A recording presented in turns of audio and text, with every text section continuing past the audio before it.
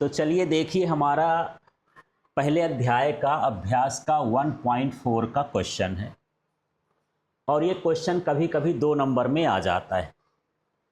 इसमें 2 भाग हैं, ए नंबर और बी नंबर, पर परीक्षा में ऐसा नहीं आएगा कि इकट्ठा दोनों आ जाए, छोटे क्वेश्चन में आता है। तो क्वेश्चन क्या है, किसी वस्तु का विद्युत आवेश क्वांटीकृत होता है, इस प्रकथन से क्या तात्पर्य है। ये अक्सर आने वाला क्वेश्चन है। आपको सिर्फ क्वांटीकरण की परिभाषा लिखना है। क्वांटीकरण का सूत्र ये था, बताओ तो, Q बराबर क्या था, प्लस माइनस NE, है ना। और इसकी परिभाषा लिख देना है कि किसी निकाय का कुल आवेश इलेक्ट्रॉन के आवेश का पूर्ण गुणज होता है।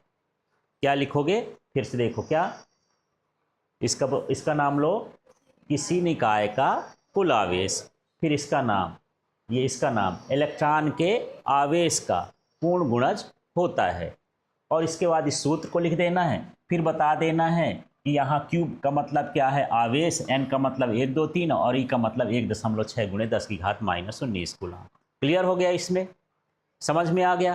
तो ये प्रश्न परीक्षा में 2 तरह से, एक जो NCERT का प्रश्न है इस तरह से आ गया, और दूसरा प्रश्न आ जाता है कि क्वांटीकरण किसे कहते हैं। तो लड़का कंफ्यूज हो जाता है, क्वांटीकरण पूछा सीधा सीधा तो बता दिया, और जब ऐसे पूछा कि कोई वस्तु विद्युत आवेश क्वांटीकृत होता है, इसका अर्थ क्या है, तब भी आपको किसकी परिभाषा लिखना है, क्वांटीकरण की। क्लियर हो गया। अब इसके बाद हम बात करते हैं दूसरा इसका भाग, स्थूल अथवा बड़े पैमाने पर विद्युत आवेशों से व्यवहार करते समय हम विद्युत आवेश के क्वांटीकरण की उपेक्षा क्यों कर देते हैं। उपेक्षा का मतलब नेग्लेक्ट कर देना, किसी चीज़ को छोड़ देना, ध्यान न देना, है ना। तो जब स्थूल माने होता है बड़ा पैमाना, जब बड़े पैमाने पर होता है तो विशाल, बहुत माने जो आवेशों की मात्रा होती है वो कैसी होती है, बहुत ज़्यादा होती है। तो आपको सिर्फ ये भर ध्यान देना है कि एक छोटे भाग में भी आवेशों की विशाल मात्रा होती है, इसलिए क्वांटीकरण को क्या करते हैं, छोड़ देते हैं, उपेक्षा कर देते हैं। क्या लिखोगे बताओ, इसमें लिखा है स्थूल अथवा बड़े पैमाने पर, तो इसी शब्द को लिखना है, स्थूल अथवा बड़े पैमाने पर आवेशों की मात्रा बहुत विशाल होती है ना, इसलिए हम क्वांटीकरण की उपेक्षा कर देते हैं।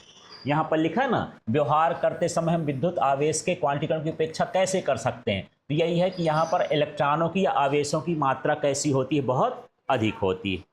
ठीक, क्लियर हो गया, दोनों का उत्तर लिख लोगे आप लोग।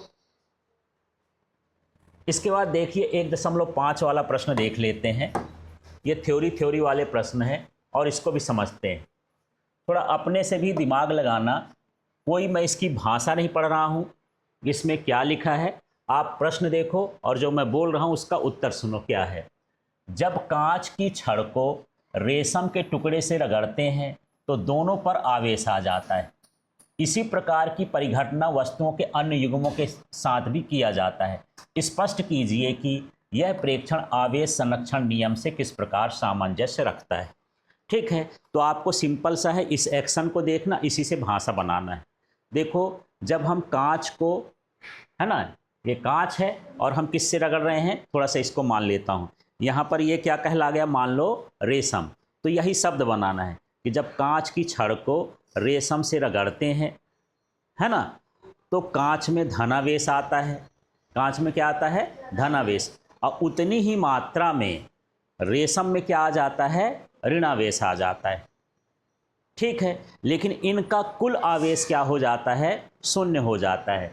जैसे कांच में क्या आया, मान लो प्लस धन आ गया, तो रेशम में क्या आ जाएगा, -10 आ गया, तो इसका कुल आवेश कैसा हो गया, शून्य हो गया। मतलब यह आवेश संरक्षण के अनुकूल है। यह घटना क्या है, आवेश संरक्षण के अनुकूल। तो शब्द बनाओ, यही बोल दो, क्या, इसका नाम लो, कांच की छड़ को फिर रेशम में रगड़ते हैं तो कांच में धनावेश आता है और उतनी ही मात्रा में रेशम में ऋणावेश भी आता है, अर्थात दोनों का कुल आवेश क्या होता है, शून्य होता है। अतः यह आवेश संरक्षण के कैसा होता है, अनुकूल होता है।